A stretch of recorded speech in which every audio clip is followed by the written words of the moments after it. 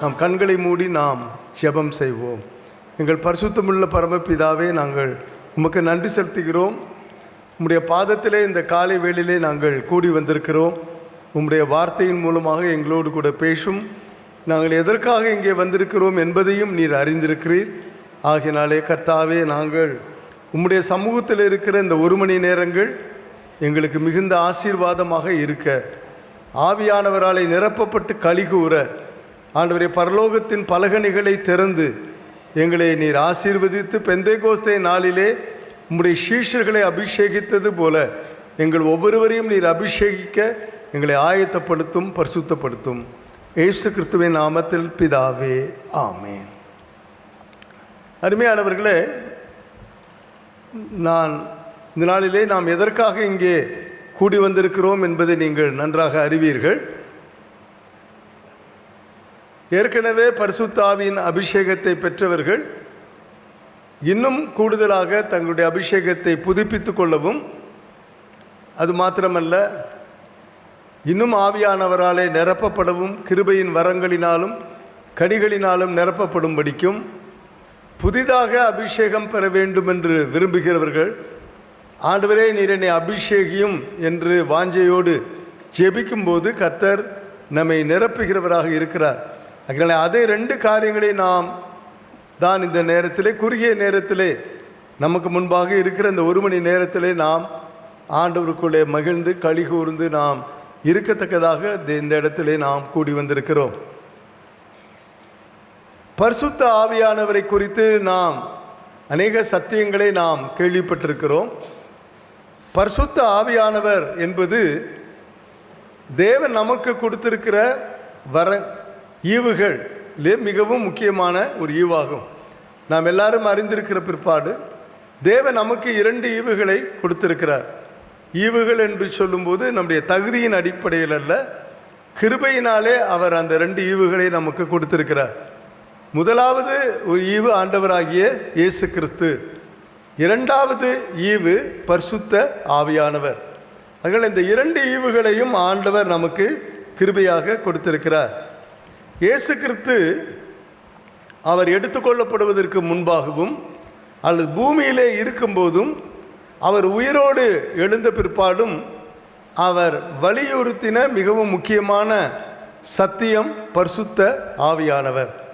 நீங்கள் யோவான் 14ஆம் அதிகாரம் 16ஆம் வசனத்திலே கூட நீங்கள் பார்க்கும்போது, இயேசு கிறிஸ்து உலகத்தில் இருந்தபோது, இந்த உலகத்தை விட்டு எடுத்துக்கொள்ளப்படுகிற நேரம் வரும்போது அவர் தம்முடைய சீஷர்களிடத்திலே வலியுறுத்தி சொன்ன காரியம், நான் பிதாவை வேண்டிக் கொள்ளுவேன், அப்பொழுது என்றென்றைக்கும் உங்களுடனே கூட இருக்கும்படிக்கு சத்திய ஆவியாகிய வேறொரு தேற்றரவாளனை அவர் உங்களுக்கு தந்தருளுவார். ஸோ இயேசு கிறிஸ்து உலகத்தில் இருந்தார். உலகத்தை எடுத்து கொள்ளப்பட வேண்டும் என்ற ஒரு நேரம் வந்தபோது அவர் சொல்லுகிறார், நான் உங்களை திக்கற்றவர்களாக விடமாட்டேன் என்று ஆண்டவர் அங்கே சொல்லுகிறார். உங்களுடனே கூட எப்பொழுதும் இருக்கும்படியாக, 24 மணி நேரமும் உங்களுடனே கூட இருக்கும்படியாக சத்திய ஆவியாகிய வேறொரு தேற்றரவாளனை உங்களுக்கு நான் தருவேன், அனுப்புவேன் என்று சொன்னார். இயேசு கிறிஸ்து சிலுவையில் அடிக்கப்பட்டு உயிரோடு எழுவதற்கு முன்பாக சொன்ன வார்த்தை. அதற்கு பிற்பாடும் நீங்கள் வேதத்திலே படித்து பார்க்கும்போது அப்போஸ்தலர் 1ஆம் அதிகாரத்திலே 4ஆம் வசனம் 5ஆம் வசனத்திலே பார்ப்பீர்களே, ஆனால் பரிசுத்த ஆவியை பெற்றுக்கொள்ளும் வரை எருசலேமை விட்டு நீங்கள் போகாதிருங்கள் என்று அவர் தம்முடைய சீஷர்களுக்கு கட்டளை கொடுத்தார். அப்படி பாருங்க, போகிறதுக்கு முன்னாடியும் அவர் சொல்கிறாரு, உயிர்த்தெழுந்த பிற்பாடும் அவர் என்ன சொல்கிறாருனாக்கா, நீங்கள் இந்த பரிசுத்த ஆவியானவரை பெற்றுக்கொள்ள வேண்டும், பிதாவினுடைய அது வாக்கு தத்தம், அதை நீங்கள் பெற்றுக்கொள்ள வேண்டும் என்று சொல்லி சீஷர்களுக்கு அதை வலியுறுத்தி சொல்வதை நாம் வேதத்திலே நாம் வாசிக்கிறோம். ஆகையினால எனக்கு அருமையானவர்களே, அப்போஸ்தலர்களும் இந்த பரிசுத்த ஆவியின் அபிஷேகத்தை குறித்து அவர்கள் செய்த முதல் பிரசங்கத்திலே, அப்போஸ்தலர் நடபடிகளிலே பேதுரு செய்த முதல் பிரசங்கம் 2ஆம் அதிகாரம் 39ஆம் வசனத்திலே நீங்கள் பார்க்கும்போது, நாங்கள் என்ன செய்ய வேண்டும் என்று அவர்கள் கேட்கிறார்கள். அப்பொழுது பேதுரு அப்போஸ்தலன் சொல்லுகிறார், நீங்கள் மனம் திரும்பி ஒவ்வொருவரும் பாவம் மன்னிப்புக்கென்று கர்த்தருடைய நாமத்தினாலே ஞானஸ்நானம் பெறுங்கள், அப்பொழுது நீங்கள் பரிசுத்த ஆவியின் வரத்தை பெறுவீர்கள். இந்த பிதாவினுடைய வாக்குத்தத்தம் உங்களுக்கும் உங்கள் பிள்ளைகளுக்கும் இன்னும் தேவனாகிய கர்த்தர் வரவழைக்கும் யாவருக்கும் உரியது என்று அப்போஸ்தலர்களும் இதை குறித்து சொல்வதை நாம் பார்க்கலாம். யோவான் ஸ்நானகன், இயேசுவுக்கு முன்பாக அனுப்பப்பட்ட யோவான் ஸ்நானகன், அவரும் இதை குறித்து அவர் அங்கே சொல்வதை நாம் பார்க்கலாம். இயேசு கிறிஸ்து அவருக்கு முன்பாக நடந்து போன போது யோவான் ஸ்நானகன் என்ன சொல்கிறான்? யோவான் எழுதின சுவிசேஷம் 1 அதிகாரம் 29 வசனத்தை பார்ப்பீர்களானால், இதோ உலகத்தின் பாவத்தை சுமந்து தீர்க்கிற தேவ ஆட்டுக்குட்டி என்று இயேசு கிறிஸ்துவை குறித்து இரட்சகராக, பாவங்களை சுமக்கிறவராக அவர் யோவான் ஸ்நானகன் இயேசுவை அறிமுகப்படுத்துகிறதை நாம் பார்க்கலாம். அதே யோவான் ஸ்நானகன் அவர் மத்தேயு எழுதின சுவிசேஷம் 3 அதிகாரம் 11 வசனத்தில் சொல்லும்போது, நான் ஜலத்தினால்தான் நான் ஞானஸ்நானம் கொடுக்கிறேன், எனக்கு பின்பாக வருகிறவர் என்னிலும் வல்லமையுடையவர், அவருடைய பாதரட்சைகளின் வாரை அவிழ்ப்பதற்கு கூட நான் பாத்திரவான் அல்ல, அவர் உங்களை பரிசுத்த ஆவியினாலும் அக்கினியினாலும் ஞானஸ்நானம் கொடுப்பார். பாருங்கள், இயேசு கிறிஸ்து அவர் உயிரோடு இருக்கும், உயிரெடுத்தெடுத்த பிற்பாடும் பரிசுத்த ஆவியானவருடைய அபிஷேகத்தை குறித்து சொல்கிறார். அதுவண்ணமாக அப்போஸ்தலர்கள் அவர்களும் பரிசுத்த ஆவியின் அபிஷேகத்தை குறித்து சொல்கிறார்கள். இயேசு கிறிஸ்துவுக்கு முன்னடையாளமாக ஆயத்தப்படுத்தும்படியாக வந்த யோவான் ஸ்நானகனும் அந்த ரட்சிப்பை குறித்தும் சொல்கிறார், பரிசுத்த ஆவியின் அபிஷேகத்தை குறித்தும் அங்கே சொல்லுவதை பார்க்கலாம். இன்னும் பழைய ஏற்பாட்டின் புத்தகங்களிலே நீங்கள் பார்க்கும்போது, ஏசாயா தீர்க்கதரிசியின் புத்தகத்திலே நீங்கள் பார்க்கும்போது 44 அதிகாரத்திலே 3 வசனத்திலே ஏசாயா தீர்க்கதரிசியும் இதை குறித்து அவர் சொல்லுகிறார். 44 அதிகாரம் 3 வசனத்திலே, தாகம் உள்ளவன் மேல் தண்ணீரையும் வறண்ட நிலத்தின் மேல் ஆறுகளையும் ஊற்றுவேன், உன் சந்ததியின் மேல் என் ஆவியையும் உன் சந்தானத்தின் மேல் என் ஆசீர்வாதத்தையும் ஊற்றுவேன். உன் சந்ததியின் மேல் என் ஆவியையும் உன் சந்தானத்தின் மேல் என் ஆசீர்வாதத்தையும் ஊற்றுவேன் என்று தீர்க்கதரிசி ஏசாயா பல 100 ஆண்டுகளுக்கு முன்பாக இதை தீர்க்க தரிசனமாக, இன்னும் கடைசி கால தீர்க்கதரிசி என்று சொல்கிற யோவேல் தீர்க்கதரிசி தன்னுடைய தீர்க்க தரிசன புத்தகத்திலே 2 அதிகாரம் 28 வசனம் 29 வசனங்களை படித்து பார்க்கும்போது கடைசி கால சம்பவங்களை குறித்து சொல்லும்போது, கடைசி நாட்களிலே மாம்சமான யாவர் மேலும் என் ஆவியை ஊற்றுவேன் என்று கடைசி காலத்திலே ஜீவிக்கிற நாம் அப்பொழுதே கடைசி காலம் என்று சொன்னார். பெந்தேகோஸ்தே நாளிலே பேதுரு கடைசி காலத்திலே என் ஆவியை ஊற்றுவேன் என்று சொன்ன யோவேல் தீர்க்கதரிசியை அவர் அங்கே சொல்லும்போது, நாம் இப்பொழுது இந்த கடைசி காலத்தினுடைய கடைசி வினாடியிலே நாம் இருக்கிறோம். அருமையானவர்களே, இவ்வளவு ஒரு முக்கியத்துவமான ஒரு செய்தி, இவ்வளவு ஒரு முக்கியமான ஒரு அபிஷேகம், இவ்வளவு ஒரு முக்கியமான ஒரு அனுபவத்தை குறித்து இன்றைக்கு அதிகமாக நம்முடைய சபைகளிலும் நம்முடைய கூட்டங்களிலும் அது அதிகமாக வலியுறுத்தப்படாமல் இருப்பது மிகவும் ஒரு துக்ககரமான ஒரு காரியம் என்று தான் நான் கருதுகிறேன். பாரம்பரிய திருச்சபைகளிலே இதை குறித்து பேசுவதில்லை. இந்த பெந்தேகோஸ்தே சபைகள் என்று இதை நம்புகிற சபைகளிலும் கூட இது அதிகமாக வலியுறுத்தப்படுவதில்லை. பாரம்பரிய சபைகள் இது அனுபவம், இது பெந்தேகோஸ்தேக்காரர்களுக்கு உரியது, ஆகையால் இதை பற்றி அதிகமாக அவர்கள் வலியுறுத்துவதில்லை. பெந்தேகோஸ்தேக்காரர்களும் இதை நம்பினவர்களாக இருந்தாலும் இன்றைக்கு அவர்கள் அதிகமாக அவருடைய திருச்சபையிலும் ஹெல்த் வெல்த் டாக்ட்ரின், அதாவது நல்ல சுகமாக இருப்ப, ஆண்டவர் உன்னை ஆசீர்வதிப்பார் என்று சொல்லுகிற சத்தியங்கள், அந்த டாக்ட்ரின் தான் இன்றைக்கு பெந்தேகோஸ்தே சபைகளிலும், நானும் பல பெந்தேகோஸ்தே சபைகளுக்கு போகிறது உண்டு, அதிகமாக பரிசுத்த ஆவியின் அபிஷேகத்தை பற்றி அவர்கள் அதிகமாக பேசுவதில்லை. இந்த நாட்களிலே எல்லாருக்கும் நீ ஆசீர்வதிக்கப்படுவாய், ஆசீர்வதிக்கப்படுவாய், உனக்கு வீடு தருவார், உனக்கு வாசல் தருவார், உனக்கு எல்லாம் கொடுப்பார். இதை தான் மக்கள் விரும்புகிறபடியால் பெந்தேகோஸ்தே சபைகளிலும் கூட துக்ககரமான ஒரு காரியம் என்னவென்றால், அவர்கள் பரிசுத்த ஆவியின் அபிஷேகத்தை குறித்து அவர்கள் இந்த நாட்களிலே அதிகமாக இதை நம்பினாலும் அவர்கள் பேசுவதில்லை. அது மாத்திரமல்ல, பெந்தேகோஸ்தே சபைகளிலே இந்த அனுபவத்தை பெற்றவர்கள் போதுமான அளவு சாட்சியின் வாழ்க்கை நடத்தாதபடியினாலே இந்த அனுபவத்தை குறித்து பேசுவதற்கும் அவர்கள் பயப்படுகிறார்கள். அருமையானவர்களே, இதை குறித்து தான் நான் உங்களோடு இப்பொழுது பேச போகிறேன். அதாவது பரிசுத்த ஆவியின் அபிஷேகம், பரிசுத்த ஆவியானவர் என்று சொன்னாலே நிறைய பேருக்கு அலர்ஜி. எப்படி ஒரு மருந்து சாப்பிட்டா சிலருக்கு அலர்ஜி ஆகிடுதோ, அதே மாதிரி இதை கேட்குறதுக்கே நிறைய பேருக்கு ரொம்ப சங்கடமாக இருக்குது, அலர்ஜியாக காணப்படுகிறது. அருமையான தேவ பிள்ளைகளே, நானும் கூட இந்த மாதிரி ஒரு கூட்டத்தில் இருக்கிற மக்களை ஒரு 4 விதமான கேட்டகரியிலே நான் பிரிக்கலாம் என்று நான் நினைக்கிறேன். ஒரு சில நபர்கள், அதாவது இதெல்லாம் எனக்கு வேணாம்ப்பா, நான் விடு, நான் இப்பொழுது நிம்மதியாக இருக்கிறேன், எனக்கு இதுவே போதும் என்று சொல்லுகிற ஒரு கூட்டத்தார். அதாவது உலகத்தோடு அவர்கள் இணைத்து கொண்டு எதுவும் வேணாம், இயேசு கிறிஸ்துவை நான் நம்புகிறேன் என்று சொல்லுகிற ஒரு கூட்டத்தார். ஆண்டவர் ஒரு நாளிலே ஒரு தேவனுடைய மனுஷன் இவ்விதமான ஒரு கூட்டத்திலே பிரசங்கிக்கப்படும்படியாக அழைக்கப்பட்ட போது அந்த மனுஷனுக்கு ஆண்டவர் 4 விதமான பாத்திரங்களை காட்டினாராம். முதலாவது பாத்திரம் அது எப்படிப்பட்ட பாத்திரமாக இருந்ததென்றால், கவிழ்க்கப்பட்ட ஒரு பாத்திரம். அது பூமியோடு கூட ஒட்டப்பட்டிருக்கிற பாத்திரம். மழை பெய்தாலும் அது கவிழ்க்கப்பட்ட பாத்திரமாக, பூமியோடு ஒட்டப்பட்ட ஒரு பாத்திரமாக இருக்கிறபடியால் எல்லா இடத்திலும் மழை பெய்யுது, ஆனால் அந்த பாத்திரத்துக்குள்ள மழை தண்ணீர் ஒரு சொட்டு கூட போகவில்லை. இன்னொரு பாத்திரம், அது எப்படிப்பட்ட பாத்திரமாக இருந்ததா, ஏற்கனவே நிரப்பப்பட்ட ஒரு பாத்திரம். அந்த பாத்திரம் இஸ் ஃபுல்.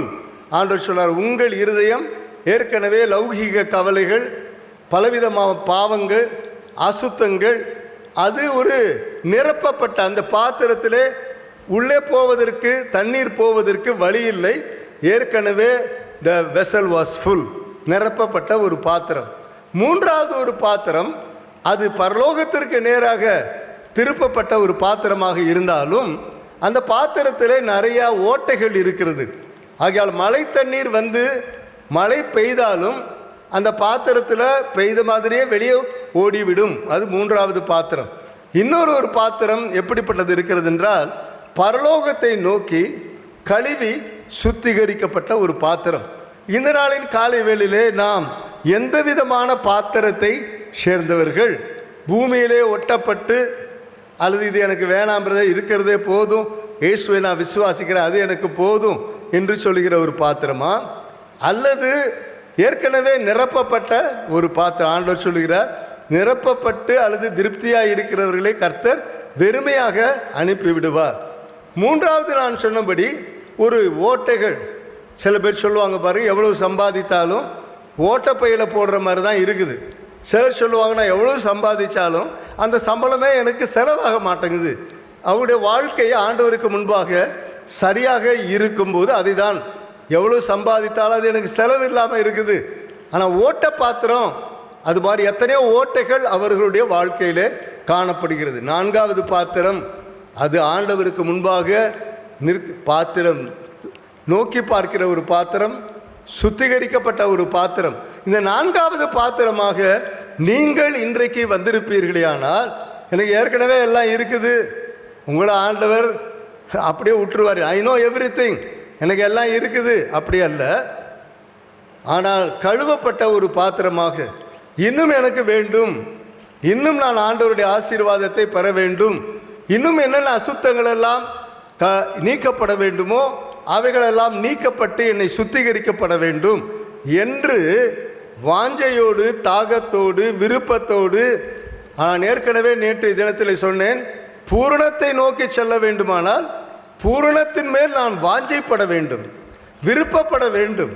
யாருமே ஆண்டவர் ஃபோர்ஸ் பண்ண மாட்டார், யாருமே ஆண்டவர் கம்பல் பண்ண மாட்டார். இந்த உனக்கு இது கண்டிப்பாக கொடுக்குறேன், யாரையும் ஆண்டவர் இதுவரைக்கும் ஃபோர்ஸ் பண்ணதில்லை.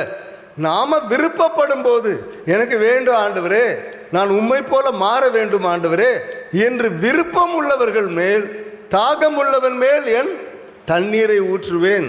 உன் சந்ததியின் மேல் என் ஆசீர்வாதத்தையும், உன் சந்தானத்தின் மேல், சந்ததி சந்ததியாக அந்த சந்தானத்தின் மேல் என் ஆவியையும் நான் ஊற்றுவேன். ஆகையால தாகத்தோடு விருப்பத்தோடு தேவனை நோக்கி எதிர் நிற்கிற பாத்திரங்கள். ஆகையால் இந்த 4 விதமான பாத்திரங்களை குறித்துள்ள சில சந்தேகங்கள்.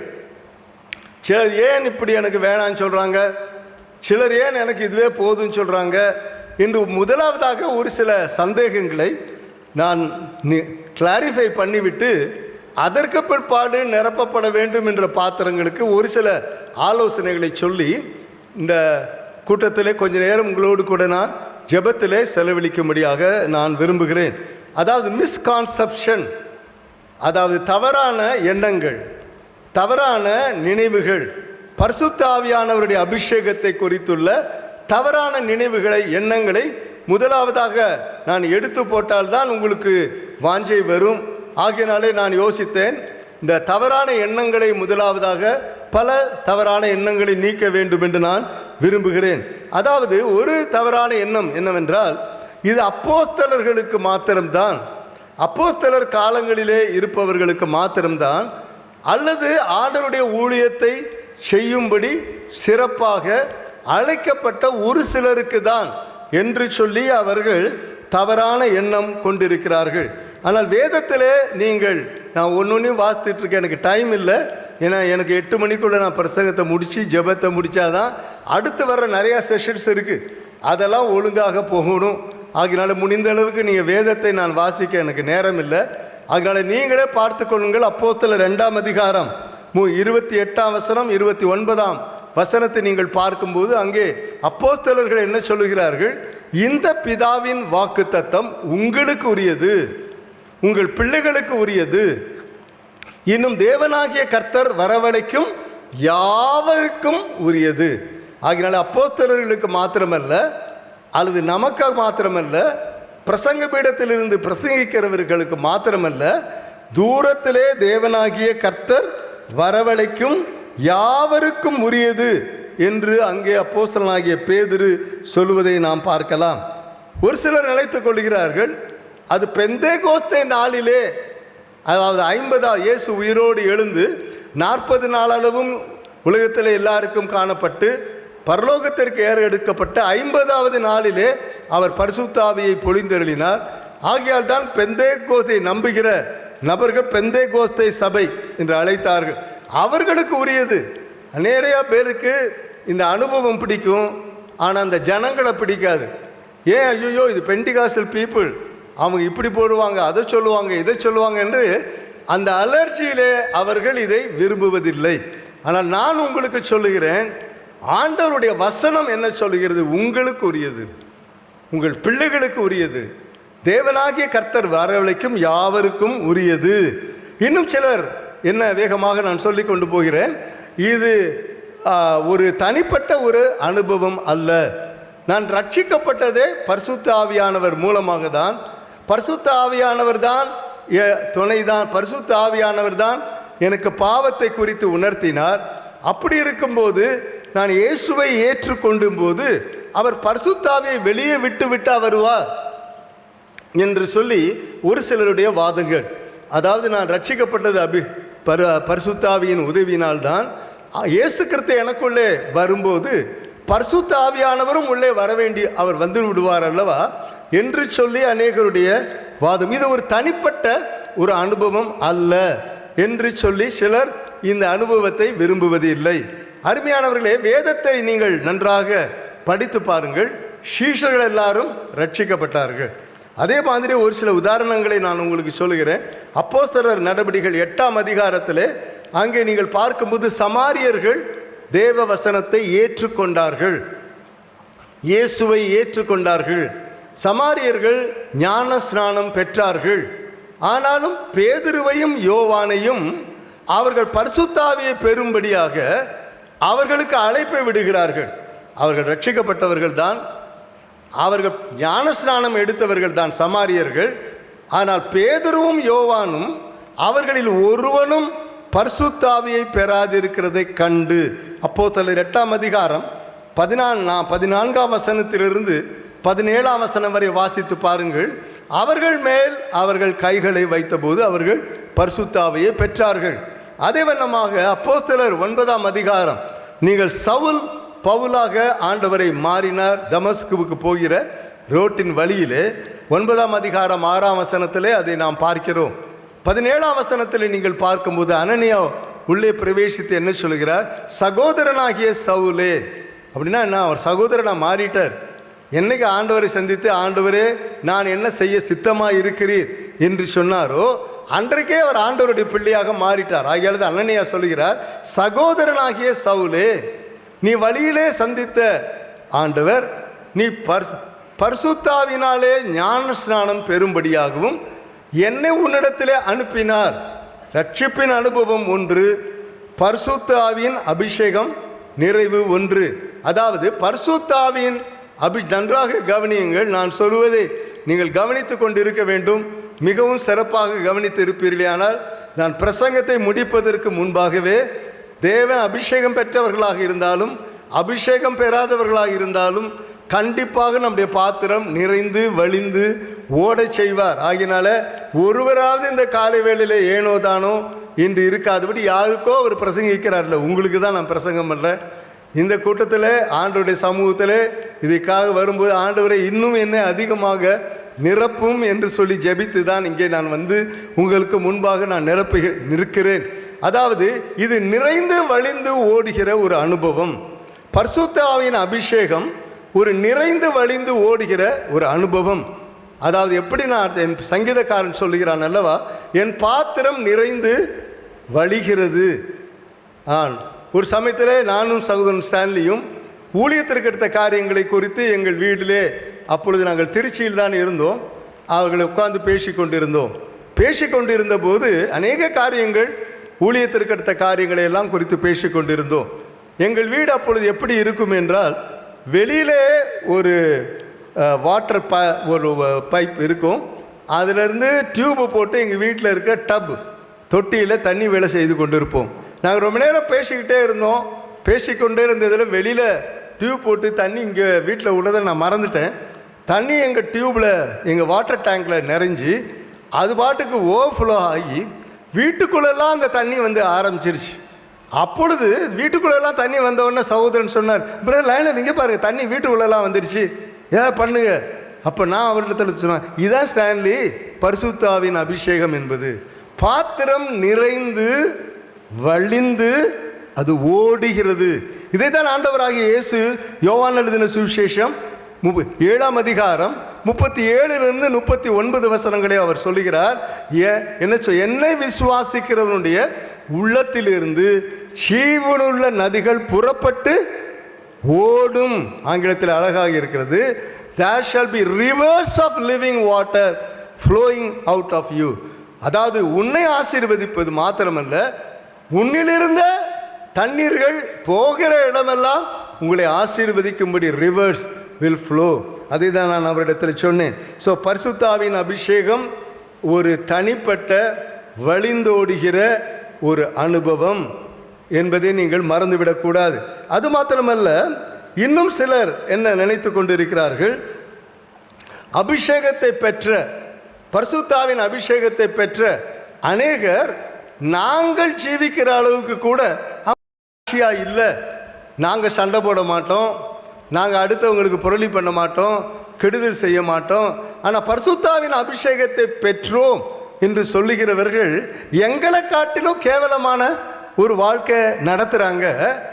ஆகினால அந்த அனுபவம் எதுக்கு பிரதர்? எங்களுக்கு ஒரு சிறப்பான ஒரு வாழ்க்கையை நடத்தினால் பரவாயில்லை, ஒன்றுமே என்னை காட்டிலும் ஒரு மோசமான வாழ்க்கை நடத்துகிறாங்க, அந்த அனுபவம் எனக்கு எதற்கு என்று சொல்லி கேட்பார்கள். நான் அவங்களுக்கு என்ன சொல்லுவேன்னாக்கா, எத்தனையோ பேர் ரட்சிக்கப்பட்டவங்க கூட இருக்கிறாங்க. இயேசு கிறிஸ்துவை நான் சொந்த இரட்சகராக ஏற்றுக்கொண்டேன் என்று சொல்லிவிட்டு அதற்கேற்ற சாட்சியின் வாழ்க்கையை அவர் நடத்துவதில்லை. ஆகையால் ரட்சிப்பே எனக்கு வேண்டாம் என்று சொல்லிவிடுவார்களா? இல்லையே. ரட்சிப்பு உண்மையானது. இயேசு கிறிஸ்து ரட்சிக்கும் போது நம்மளே ஒரு புதிய மனுஷனாக புதிய மனுஷியாக மாற்றுகிறார். ஆகையால யாரோ ஒருத்தர், ஒரு சிலர் அவங்க சரியான வாழ்க்கை, சரியான வேதத்தை ஒரே நாள் அடிக்கடி நான் சொல்லுவேன், பரிசுத்தாவின் அபிஷேகம். நேற்றைய தினத்தில் கூட நான் சொன்னேன், ரட்சிப்பு, பரிசுத்தாவின் அபிஷேகம் எல்லாம் ஆர் ஆல் எலிமெண்டரி டாக்டரின்ஸ். அதாவது ஆரம்ப கட்ட அஸ்திபார உபதேசங்கள். அதுதான் எல்லாம் கிடையாது. அது மேலே கட்டப்படணும். அபிஷேகம் பெற்றா எல்லாம் முடிஞ்சு போயிடுச்சுன்னு கிடையாது. ரட்சிக்கப்பட்டா எல்லாம் முடிஞ்சு போச்சுன்னு கிடையாது. ரட்சிப்பு நிறைவேற பிரயாசப்பட வேண்டும். அபிஷேகம் பெற்றா எல்லாம் முடிஞ்சா போதாது. எபேசியர்கள் நிருபத்தில் அவர் எழுதுகிறார், ஆவியிலே நிறைந்திருங்கள். ஸோ தொடர்ந்து நிறைந்து எவ்ரிடே நாம் நிறைந்திருக்க வேண்டும். ஆகையினால யாரோ ஒருத்தர் தப்பாக பயன்படுத்தி தப்பான வாழ்க்கை நடத்துறதுனால அது அனுபவமே வேணான்னு சொல்ல போகிறதில்ல. நான் உலக பிரகாரமான வேலை செய்து கொண்டு இருக்கும்போது எலக்ட்ரிசிட்டி போர்டில் நான் வேலை செய்து கொண்டிருந்தேன். எலக்ட்ரிசிட்டி போர்டில் வேலை செய்யும்போது எங்களுக்கு ஒவ்வொரு நாளும் நிறைய டெலகிராம்ஸ் வரும். என்ன டெலகிராம்ஸ் வரும் தெரியுமா? இந்த இடத்துல இந்த நபர் எலக்ட்ரிசிட்டினால் அவர் எலக்ட்ரோக்யூட்டட், அவர் மரித்து போனார், இந்த இடத்துல பஃபலோ மரித்து போச்சு, இந்த இடத்துல இந்த விதமான சம்பவம் நடந்துச்சு, ஏகப்பட்ட டெலகிராம்ஸ் வரும். அப்படி எலக்ட்ரிசிட்டினால் தவறாக பயன்படுத்துவதனாலே, எலக்ட்ரிசிட்டியை எப்படி பயன்படுத்துவது என்று தெரியாதபடியினால் எத்தனையோ பேர் ஆக்சிடெண்ட்டுகளை மாற்றுறதுனால எலக்ட்ரிசிட்டியே வேண்டான்னு யாரும் சொல்கிறதில்ல. வீடு கட்டின உடனே அவங்க என்ன கேட்பாங்க, அப்ளை பண்ணுவாங்க, எலக்ட்ரிசிட்டிக்கு தான் ஏன் எலக்ட்ரிசிட்டி இல்லாத வீடு அது எப்படிப்பட்டதான வீடு இருக்கும்? இருட்டான வீடு. நானும் ஸ்டான்லியும் அடிக்கடி ஜோவியலாக பேசிக்குவேன். அவர் என்ன சொல்லுவார்னா, அவர் சிவில் இன்ஜினியர், லைனில் நான் தான் வீடு கட்டுறவேன்னுவார். நான் சொன்னேன், நீங்கள் வீடு கட்டினா போதுமா, அதுக்கு மின்சாரம் கொடுக்கறது யார்? நான் தான் மின்சாரம் கொடுக்குறவன். ஸோ வெறும் சிவில் இன்ஜினியர் மாத்திரம் போதாது, அதுக்கு எந்த இன்ஜினியரிங் தேவை சொல்ல மாட்டிங்களா? Electrical engineer. அந்த வீடு அழகாக இருக்கணும்னா, அந்த வீடு ஜெகஜோதியாக காணப்படணும், அதுக்கு என்ன தேவை சொல்ல மாட்டிங்களா? மின்சாரம் தேவை. அதே மாதிரி உங்கள் ஸ்பிரிச்சுவல் லைஃப்பில் ஒரு பியூட்டிஃபுல்லான ஒரு ஸ்பிரிச்சுவல் லைஃப் உங்களுக்கு வேணும்னா, you need the Holy Spirit, that is electrical power. ஆகையினால எலக்ட்ரிசிட்டி. இன்னும் சில பேர் என்ன சொல்லுவாங்கனாக்கா, பிரதர் ரொம்ப உணர்ச்சி வசப்படுறாங்க, நம்ம ரொம்ப இதெல்லாம் ஒரு டபடா டபடா டபடா டபடான்னு என்னமோ ஒரு பெரிய உணர்ச்சிகளினாலே அப்படியே கட கட கட கட கடன்னு கொட்டடிக்கிறாங்க, கட கட கட கடன்னு கை தட்டுறாங்க. வேகமாக கை தட்டினா ஏதோ ஆவி வர்ற மாதிரி, இந்த ஹிந்துக்கள் எல்லாம் பண்ணுற மாதிரி பாட்டவோ அப்போ கிடுகிடுன்னு வருது. அந்த ஒரு உணர்ச்சிகள். I don't like emotions. I do don't like emotions. ஆனால் அதே நேரத்தில் உணர்ச்சி வசப்படுறது, அதாவது தானாகவே வருகிற உணர்ச்சிகள் வேறு, உந்தப்பட்டு வருகிற உணர்ச்சிகள் வேறு. நல்லா நீங்கள் ஞாபகம் வச்சுக்கணும், எல்லா மனுஷனும் every man is made up of emotions. உணர்ச்சிகள் இல்லாத மனுஷனே கிடையாது. ஒரு சந்தோஷமான செய்தி வரும்போது என்ன பண்ணுறோம்? சிரிக்கிறோம் இல்லையா? உங்கள் பிள்ளை ஃபஸ்ட் கிளாஸில் ஃபஸ்ட்டு ரேங்க் இந்த ஸ்டேட் அப்படின்னு சொல்லும்போது அந்த குழந்தையும் கை தட்டுது, அப்பாவும் கை தட்டுறாரு, அம்மாவும் கை தட்டுறாங்க. ஏன் பிரதர்? ஃபஸ்ட்டு இந்த ஸ்டேட்டு அப்படியா? அப்படி நம்ம உட்கார்றது இல்லை. நம்ம உணர்ச்சிகளினாலே கட்டப்பட்டு இருக்கிறோம். இன்னும் பாருங்கள், இளைஞர்கள் இருக்கிறீங்க, உங்களுக்கு புரியும் மாதிரி சொல்கிறேன். ஒரு கிரிக்கெட் மேட்ச் வாட்ச் பண்ணிகிட்ருக்கீங்க. கிரிக்கெட் மேட்ச் வாட்ச் பண்ணிகிட்டு இருக்கும்போது உங்களுடைய சைடில் இருக்கிற சப்போர்ட்டிங் டீம் ஒரு சிக்ஸர் அடிக்கும்போது உங்களை அறியாமலே இடத்த விட்டு நீங்கள் எந்திருக்கிறீங்க, கையை என்ன பண்ணுறீங்க? தட்டுறீங்க. ஸோ எல்லா மனிதர்களும் உணர்ச்சிகளினாலே உருவாக்கப்பட்டவர்கள். சந்தோஷமான செய்தி வரும்போது நாம் சத்தம் போடுறோம், கத்துறோம், ஸ்க்ரீம் பண்ணுறோம். ஆனால் அதே நேரத்தில் உணர்ச்சிகளை தானாகவே தூண்டிவிடக்கூடாது. நான் ஏற்கனவே சொன்ன மாதிரி வேகமாக கொட்டடிக்கிறது, வேகமாக உழுக்கடிச்சு பாட்டு பாடுறது, அப்படிப்பட்ட தேவைகள் அவசியமில்லை. பெந்தேகோஸ்தே நாளிலே கூட பரிசுத்த ஆவியானவரை பெற்றுக்கொள்ளும் போது திரளான சத்தம் உண்டாயிற்று. நேச்சுரலாக வர்ற எதுக்கும் நாம் எதிரி அல்ல. நேச்சுரலாக வர்ற சத்தம், யோவான் ஸ்நானகனே தாயின் வயிற்றிலே இருக்கும்போது மரியாள் வாழ்த்தின போது அவன் பரிசுத்தாவியால் நிரப்பப்பட்டிருந்தவன் களிப்பாய் அவனுடைய உள்ளே இருந்துட்டு கூட அவன் துள்ளினான் என்று வேதத்திலே நாம் வாசிக்கிறோம். ஆகினாலே எனக்கு அருமையான தேவ பிள்ளைகளே, நாமும் கூட அதனால தான் நாங்கள் முதல் முறை எனக்கு இன்னும் ஞாபகம் இருக்குது, 18 வயசு கூட எனக்கு சரியாக முடியல. 3rd இயர் இன்ஜினியரிங் அந்த காலத்தில் ப்ரீ யூனிவர்சிட்டிலாம் உண்டு. முடிச்சுட்டு போகும்போது ஒரு பெந்தேகோஸ்தே சபைகளில் என்னையும் சகோதரன் ஸ்டான்லியும் 40 நாள் பிரசங்கம் பண்ணும்படி, எந்த சபையில்? பெந்தேகோஸ்தே சபையில் 40 நாள் பிரசங்கம் பண்ணும்படி எங்களை கூப்பிட்டு இருந்தார். 40 நாள் நாங்கள் அப்போ ரொம்ப லீனாக இருப்போம் 2 பேரும். அந்த சபையாரெல்லாம் அந்த பாஸ்டரை பார்த்து சொன்னாங்க, என்ன பாஸ்டர், எங்களுக்கு எழுப்புதல் கொண்டு வர்றதுக்கு இந்த சொங்கிகளை போல இருக்கிறாங்க, நோஞ்சா மாதிரி இருக்கிற இந்த இளைஞர்களையா போய் கூப்பிடுவீங்க அப்படின்னு சொல்லி இந்த பாஸ்டருக்கு செம டோஸ் விட்டுருக்குறாங்க. நாங்கள் இவங்க போடுற சத்தம் எங்களுக்கு தாங்கலை. உண்மைக்கும் ஃப்ரீயாக தப்பாக யாராக இருந்தால் புரிஞ்சிக்காதீங்க. I am against artificial noise.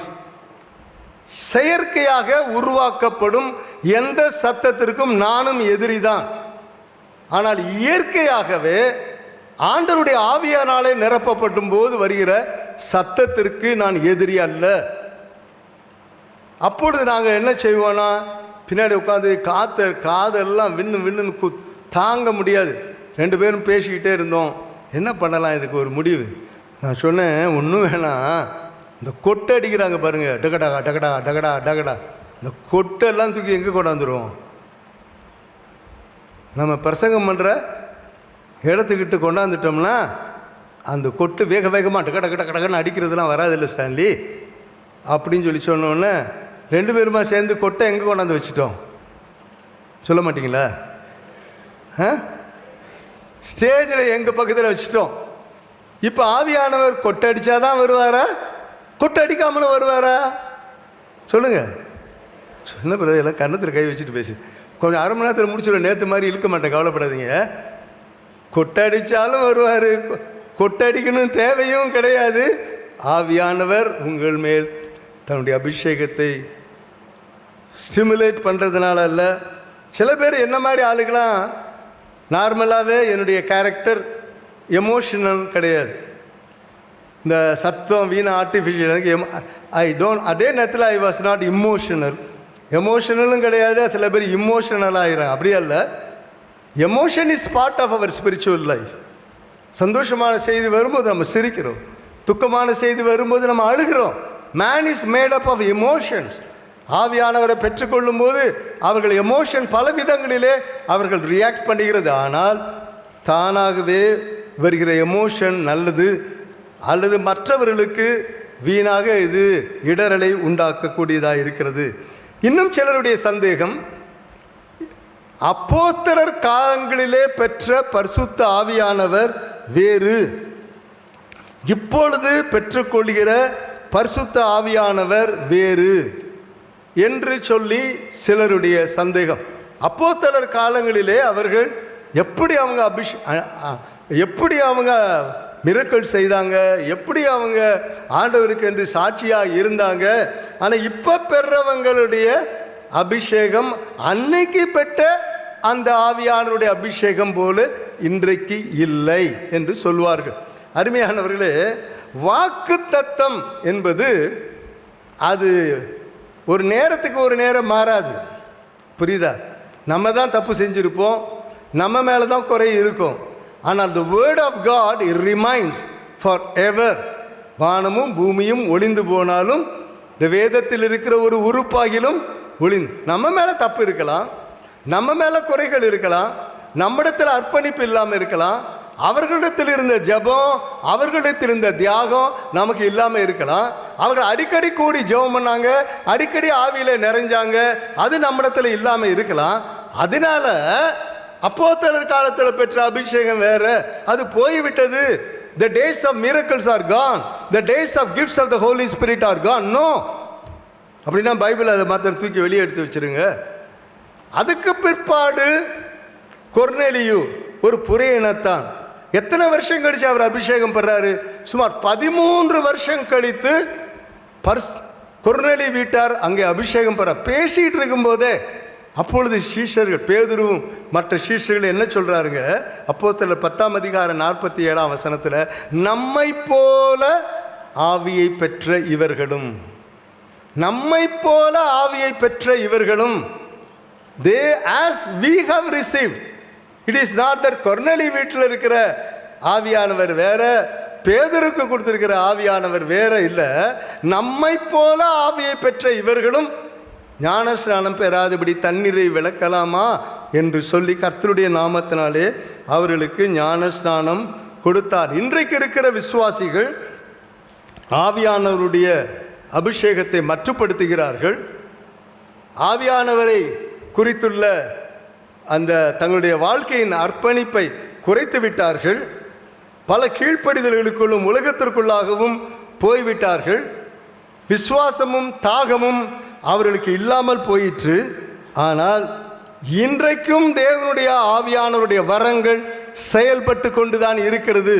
தேவனுடைய வசனத்திலே 1 கொரிந்தியர் 13:8-10 நீங்கள் வாசித்து பார்க்கும்போது, ஆண்டவராகிய இயேசு கிறிஸ்து வரும் வரை, ஆண்டவருடைய இயேசு கிறிஸ்துவனுடைய வருகை வரும் மட்டும் அந்நிய பாஷைகள் தேவை, தீர்க்க தரிசனங்கள் தேவை, வரங்கள் தேவை. நிறைவானவர் அவர்தான். நிறைவானவர் அவர் வரும் வரை குறைவானவைகள், இவைகளெல்லாம் லிட்டில் குறைவானவைகள் தான். நிறைவானவர் வரும் வரை இந்த கிஃப்ட்ஸ் ஆஃப் த ஸ்பிரிட் எல்லாம் தேவையாக இருக்கிறது. சரி, நேரமாகிறது, ஆகினால வேகமாக நான் கடந்து செல்கிறேன். சரி பிரதர், இந்த அபிஷேகத்தினால என்ன பிரதர் பிரயோஜனம்? வாழ்க்கையும் மாறலை, இதுவும் சரியாக இல்லை. அதான் ஏற்கனவே சொல்லிட்டேன், அதுக்கெல்லாம் எக்ஸ்பிளைன் திரும்ப சொல்ல முடியாது. Purpose of the Holy Spirit, அப்போஸ்தலர் 1:8 நீங்கள் பார்க்கும்போது, பரிசுத்தாவி உங்களிடத்தில் வரும்போது நீங்கள் பலனடைந்து, you shall receive power after the Holy Spirit is come upon you. அந்த மாதிரி அந்த பவர் என்ற ஒரிஜினல் மூலப்பதத்தை பார்த்தீங்கன்னாக்கா, இரத்த சாட்சியாய் மரிக்கக்கூடிய அளவுக்குரிய வல்லமை. அதனால்தான் சீஷர்கள் எல்லாரும் கிட்டத்தட்ட யோவானை தவிர, அவரும் நாடு கடத்தப்பட்டார் பத்தமே தீவில், எல்லாரும் இரத்த சாட்சியாக தான் மரித்தாங்க. அப்பேற்பட்ட ஒரு பரலோக வல்லமை தேவன் நமக்கு கொடுக்கக்கூடியவராக இருக்கிறார். பாருங்க, கையில் உங்களுக்கு தோட்டா இருக்குது, கையில் ஒரு ரைஃபிள் இருக்குதுன்னு வச்சுக்கோங்களேன். ரைஃபிள் இருந்து என்னங்க பிரயோஜனம்? அதுக்குள்ளே தோட்டா இல்லாட்டி எதையாவது ஒரு குருவியை கூட வீழ்த்த முடியாது. அதே மாதிரி உங்கள்கிட்ட நல்ல பியூட்டிஃபுல் கார் இருக்குது, கார் இருந்து என்னங்க பிரயோஜனம்? அதில் டீசல் வேணும், பெட்ரோல் வேணும், கேஸ் வேணும், அப்போ தான் அந்த கார் மூவ் ஆகும். அதே மாதிரி உங்களிடத்துல எல்லாம் இருக்குது. ஆவியானவருடைய வல்லமை இல்லைன்னா நீங்கள் என்ன செய்ய முடியும்? ரைஃபிள் இருந்து தோட்டா இல்லாத மாதிரி, கார் இருந்து டீசல் இல்லாத மாதிரி, யூ கேனாட் மூவ் ஃபார்வர்ட். நீங்கள் ஆவியானவரை பெற்றுக்கொள்வதற்கு முன்பாக இருக்கிறதை காட்டிலும் பெற்றுக்கொண்ட பிற்பாடு உங்களுடைய அதிக பெரிய காரியங்களை நீங்கள் ஆண்டவருக்காக நீங்கள் செய்ய முடியும். பாருங்க, வேதம் என்ன சொல்லுகிறது? இயேசு கிறிஸ்து பரிசுத்தாவினாலும் அவர் அக்கினியினாலும் ஞானஸ்நானம் பெற்றார். அவரை குறித்து அப்போஸ்தலர் 10:38 தேவன் இயேசுவை பரிசுத்தாவினால் நிரப்பினார், அவர் நன்மை செய்கிறவராகவும் பிசாசின் பிடிகளில் இருக்கிற மக்களை குணமாக்குகிறவராகவும் வியாதியஸ்தர்களை குணமாக்குகிறவராக அவர் சுற்றி திரிகிறார். அதனால் பரிசுத்த ஆவியானவருடைய அபிஷேகம் இன்றைக்கு நமக்கு வல்லமை கொடுக்கக்கூடியதாக இருக்கிறது. அந்த வேதத்தினுடைய வசனத்திலே ஒரு சில வசனங்களை நீங்கள் பார்க்கும்படியாக அட்லீஸ்ட் போர்டிலேயாவது பாருங்க. ரோமருக்கு எழுதின நிருபம் 8:9 8 ரோமருக்கு எழுதின நிருபம் 8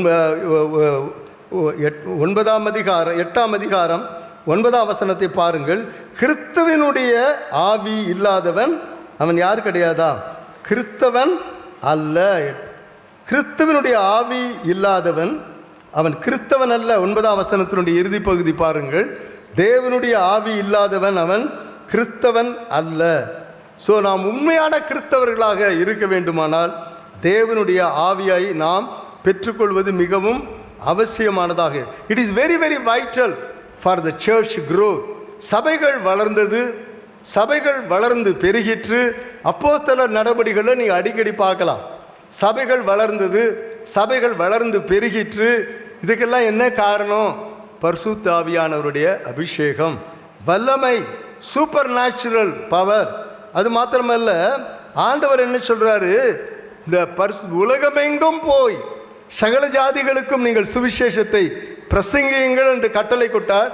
நேற்று நம்முடைய அருமையான சகோதரன் சக்கரவர்த்தி, போங்க போங்க, டென்ட் மேக்கிங் மிஷனரியாக போங்க, எல்லா இடத்துக்கு போங்க போங்க. அந்த போவதற்கு கொடுக்கக்கூடிய வல்லமை, you cannot carry on the high commission or the great commission. உலகம் எங்கும் போய் சுவிசேஷத்தை அறிவிப்பதற்கு பரிசுத்த ஆவியானவருடைய வல்லமை தேவை. ஒரு அல்லேலூயா சொல்லமா? இங்கே சத்தம் காணுமே. இன்னும் 15 நிமிஷம் தான் இருக்குது. நம்ம கொஞ்ச நேரத்தில் ஜெபம் பண்ண போகிறோம். பரிசுத்த ஆவியானவருடைய வல்லமை தேவை. கிராமங்கள் அதிசயம் தேவை, அற்புதங்கள் தேவை. மக்கள் பாவத்தினால கண்மை. இன்னும் ஒரு சில டவுட்டுகளை சொல்லிட்டு எப்படி பெறதுன்னு சொல்லி நம்ம ஜெபம் பண்ண போகிறோம். இன்னும் ஒரு சிலருடைய சந்தேகம் என்ன? பிரதர், பரிசுத்த ஆவி எனக்கு பிடிக்குது, ஆனால் எல்லாரும் அந்நிய பாஷை பேசணுமா பிரதர்? அந்நிய பாஷை பேசினாதான் பரிசுத்த ஆவியின் அபிஷேகம் பெற்றோன்னு அடையாளமா? கண்டிப்பாக அந்நிய பாஷை பேசணுமா? அந்நிய பாஷை பேசுகிறவங்களெல்லாம் பார்த்தா எனக்கு அது வேலை இஷ்டமே இல்லை பிரதர். ஒரே வார்த்தையை தான் தடன்னு திரும்ப திரும்ப அதே தான் சொல்லிகிட்டு இருக்காங்க. பைபிளில் பாஷைன்னு சொல்லியிருக்குது. இவங்க ஆரம்பத்தில் என்ன சொன்ன அந்த 1-2 பிட்டு வார்த்தைகள் தான் இன்றைக்கு வரைக்கும் பேசிக்கிட்டு இருக்காங்க. உண்மையானவர்களே, அது அவங்க செய்கிற தப்பு, அது அவங்க செய்கிற தப்பு. ஆனால் அந்நிய பாஷை தான் ஒரே அடையாளமா இல்லையா? there are 2 extreme views on that subject. இதில் 2 விதமான எக்ஸ்ட்ரீம்லாம் என்ன? மிகுந்த ஒரு எல்லைக்கு தாண்டி இருக்கிற வியூஸ். ஒரு கூட்டம் என்ன சொல்லுதுன்னா, நீ பரிசுத்த ஆவியை பெற்றுனா அந்நிய பாஷை கண்டிப்பாக பேசியே ஆகணும். அது ஒரு வியூ. இன்னொரு வியூ என்னன்னாக்கா, நீ பேசவே வேண்டாம் என்று இன்னொரு வியூ. பேசாட்டினாலும் நான் என்ன சொல்கிறேன்னா, பைபிள் வியூ தான் என்னுடைய வியூ. பைபிள் வியூ என்ன அப்படின்னீங்கன்னா, நல்லா பைபிளை நீங்கள் படித்து பார்த்தீங்கன்னா, பரிசுத்த ஆவியை பெற்றுக்கொண்ட நேரத்தில் எல்லா நேரங்களிலும் நல்லா கவனிங்க, அவங்க அந்நிய பாஷை பேசினார்கள் என்று சொல்லப்படவில்லை. ஆனால் அதே நேரத்தில் அதிகமான இடங்களிலே அவர்கள் அந்நிய பாஷை பேசி தீர்க்க தரிசனம் சொன்னார்கள் என்று சொல்லப்பட்டிருக்கிறது. வீட்டில் போய் நீங்கள் படிங்க, நேரம் இல்லை எனக்கு. அப்போஸ்தலர் நடபடிகளில் பரிசுத்த ஆவியை பெற்றுக்கொண்ட இடம் 8ஆம் அதிகாரம் 17ஆம் வசனம் 18ஆம் வசனத்தை பாருங்கள். அவங்க அந்த இடத்துல அந்நிய பாஷை பேசுனாங்கன்னு என்று சொல்லப்படலை. பேதுரு அவர்கள் மேல் கைகளை வைத்தான். என்னாச்சு? அவர்கள் பரிசுத்த ஆவியை பெற்றுக்கொண்டார்கள். பேதுரு அவர்கள் மேல் கைகளை வைத்ததினால் பரிசுத்த ஆவி தந்தருளப்படுகிறதை சீமோன் கண்டு. சீமோன் பார்க்குறான். இப்போ என் மேலே கையை வச்சோன்னே நான் எனக்கு பரிசுத்த ஆவி வரும்னு சீமோன் பார்க்குறான். அப்புறம் there was some external manifestation. ஒருவேளை உடம்பாடிச்சா, அது ஒருவேளை என்ன நடந்துச்சுன்னு தெரியல எனக்கு. ஒரு எக்ஸ்டர்னலாக இருந்திருக்கு, அதனால தான் அவனால் பார்க்க முடியுது. அதனால தான் அப்போஸ்தலர் 2ஆம் அதிகாரத்தில் நீங்கள் காண்கிறதையும் கேட்கிறதையும், that which you can see and that which you can hear, பார்க்க முடியும். லைஃப்பில் பார்க்கலாம். ஒருவேளை அபிஷேகம் வரும்போது some reaction may not be that he would have spoken in tongues.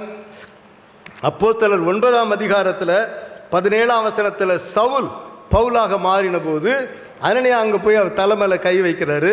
பரிசுத்த ஆவியை பெறும்படியாக உன்னை கண் பார்வையடையும்படியாக என்னை அனுப்பினார். அப்போ அவர் பரிசுத்த ஆவியை பெறுறாரு. யாரு? பவுல். ஆனால் அந்த இடத்துல அவர் அந்நிய பாஷை பேசினார்னு என்று சொல்லப்படலை. ஆனால் அதே பவுல் 1 கொரிந்தியர் 14ஆம் அதிகாரத்தில் 18ஆம் வசனத்தில் அவர் சொல்கிறாரு, உங்கள் எல்லாரை காட்டிலும் நான் அதிகமாக பாஷைகளை பேசுகிறேன், அதற்காக என் தேவனை ஸ்தோத்தரிக்கிறேன்.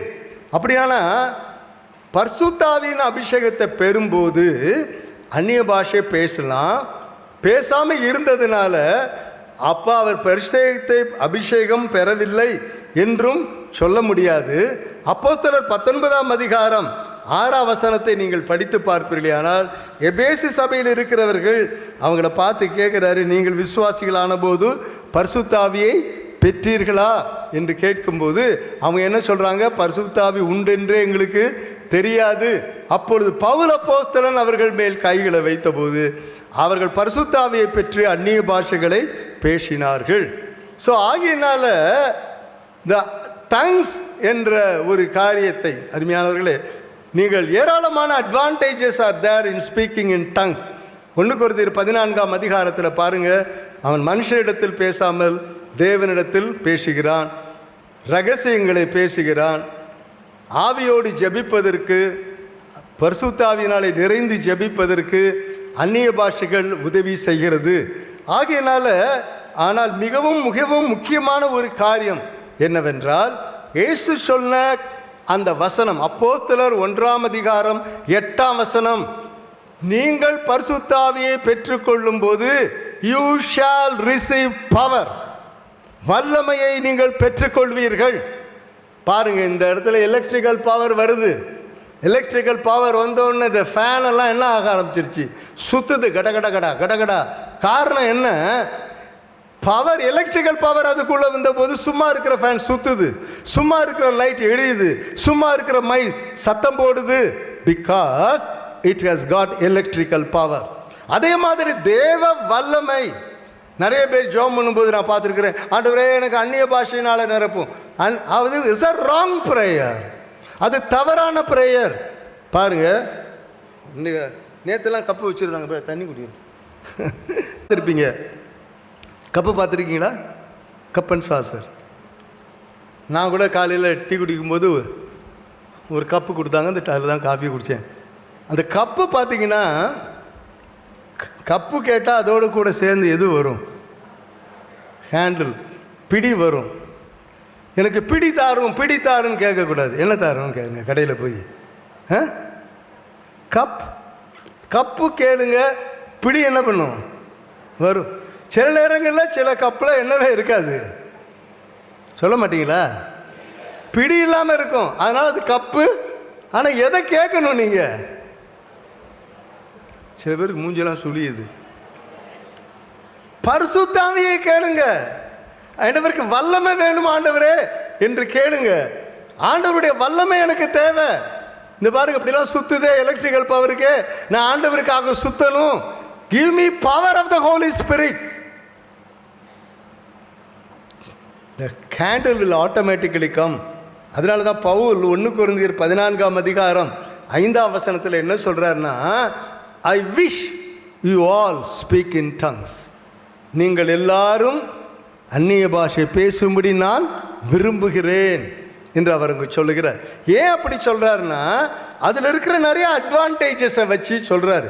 ஆனால் அதே நேரத்தில் ஒருத்தர் அந்நிய பாஷை பேசவில்லை என்றால் அவன் பரிசுத்த ஆவியின் அபிஷேகத்தை பெறவில்லை என்று சொல்லி யாரும் உங்களை என்ன பண்ண முடியாது, பிராண்ட் பண்ண முடியாது.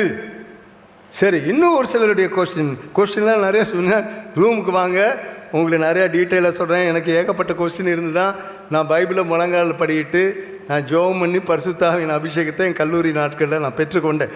அதனால தான் அந்த கொஸ்டின்ஸ்லாம் நிறைய பேருக்கு இருக்குன்னு சொல்லி பயந்துக்கிட்டு இதெல்லாம் நான் எக்ஸ்பிளைன் பண்ணுறேன். இன்னும் பேர் என்ன சொல்லுவாங்கன்னா, என்ன பிரதர், பெந்தேகோஸ்தே நாளில் அபிஷேகம் பெற்றாங்க, அந்நிய பாஷை பேசினாங்க, அவங்க பேசுறது எல்லாருக்கும் புரிஞ்சிச்சே, இன்னைக்கு பேசுறது ஒருத்தனுக்கும் புரிய மாட்டேங்குதே. நியாயமான கேள்வி தானே? என்ன பிரதர் எல்லாம் முழிக்கிறீங்க? அன்னைக்கு பேசுறது புரிஞ்சிச்சு, இன்னைக்கு பேசுறது புரியலையே. பைபிளில் சொல்லியிருக்கு புரியாது தான். அந்நிய பாஷைகளில் பேசுகிறவன் தனக்கே பக்தி விருத்திரன். அதாவது மனுஷர் பாஷை, தூதர் பாஷை. மனுஷ பாஷை பேசினா, மலையாளம் பேசினா, ஹிந்தி பேசினா, நேற்று பிரதர் பால் தினகரன் வந்தார். அவர் கர்நாடகாவில் ஊழியங்களை செய்து கொண்டிருந்தார். அவர் கார்வார் என்ற அந்த துறைமுகம் பக்கத்தில் ஊழியங்களை செய்து கொண்டிருக்குமோ அவங்க அந்த கடற்கரையில் ஜெபம் பண்ணுவாங்களாம். அப்படி ஜெபம் பண்ணும்போது கொஞ்சம் போய் ஜெபம் பண்ணிட்டு அவங்க எல்லாரும் ஆவியில் நிறைஞ்சு அந்நிய பாஷை பேசியிருக்கிறாங்க. அந்த கார்வார் துறைமுகத்துக்கு வந்த ஒரு ஃபாரினர் இவங்களாம் ஆவியில் நிறைஞ்சு அந்நிய பாஷை பேசும்போது அந்த துறைமுகத்துக்கு வந்த அந்த ஃபாரினர் இவங்களை பார்த்துட்டு ஏன்னா இவெல்லாம் நம்ம பாஷை பேசுகிறானே அப்படின்னு அவங்கள தட்டி எழுப்பி, how to you know this language? இப்போ எங்களுக்கு ஆண்டவர் கொடுத்ததுப்பா, நாங்கள் பேசுகிறோம். அதனால யூ கேனாட் சிம்பிளி பிராண்ட். அந்நிய பாஷை பேசுகிறதெல்லாம் இதோ ஒரு இதில் ஏவுதலில் பேசுகிறாங்க. சில பேர் தக்கன்னு ஒரே வார்த்தை பேசுகிறான், அதை பற்றி எனக்கு பேச நேரம் தப்பு. அது நீங்கள் அதில் you should pray that you may speak fluent language. It's a language. Unknown tongue is a language.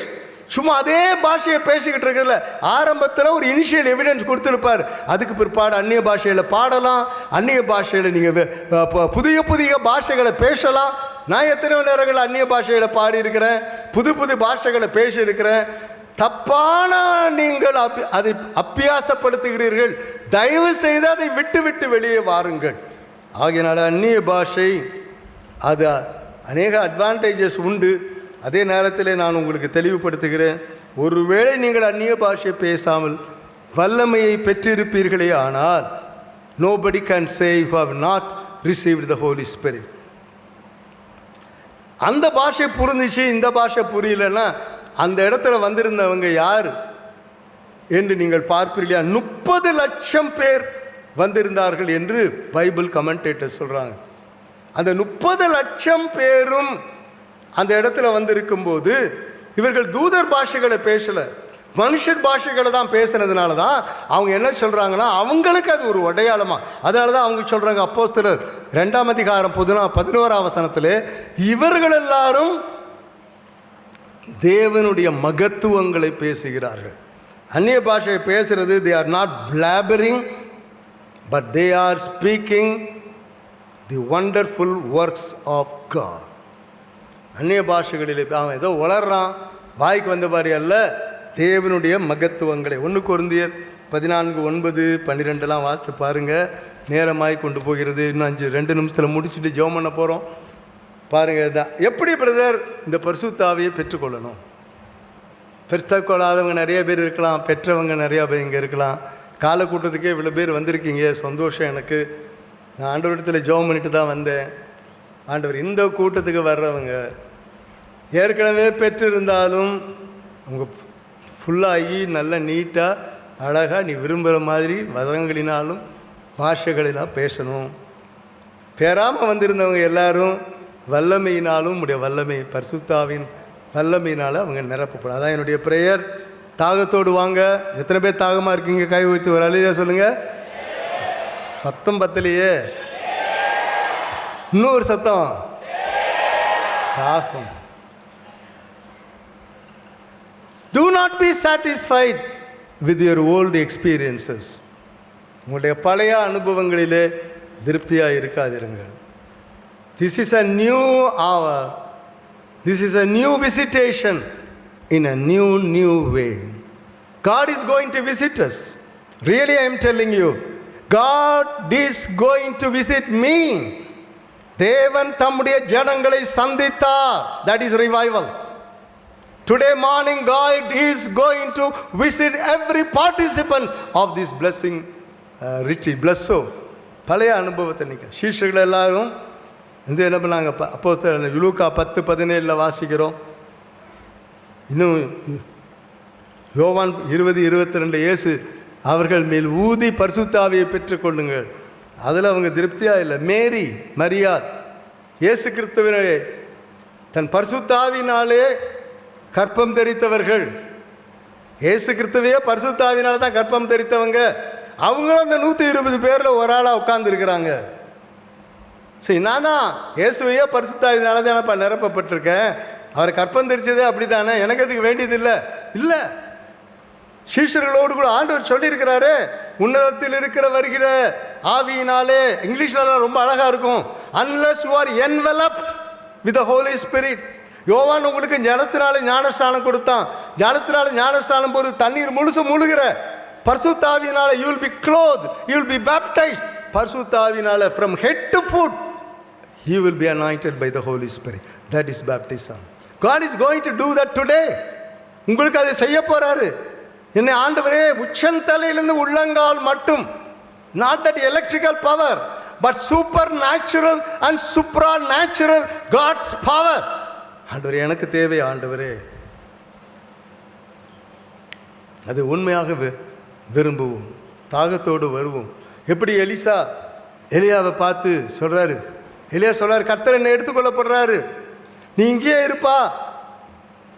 நான் இருக்கட்டும். கில்கால்ல இருந்து பெத்தேல் போறாரு, பெத்தேல்ல இருந்து எரிகோ போறாரு. 3 தடவை அவர் சொல்றாரு, நீ இங்கேயே இரு, இங்கேயே இரு.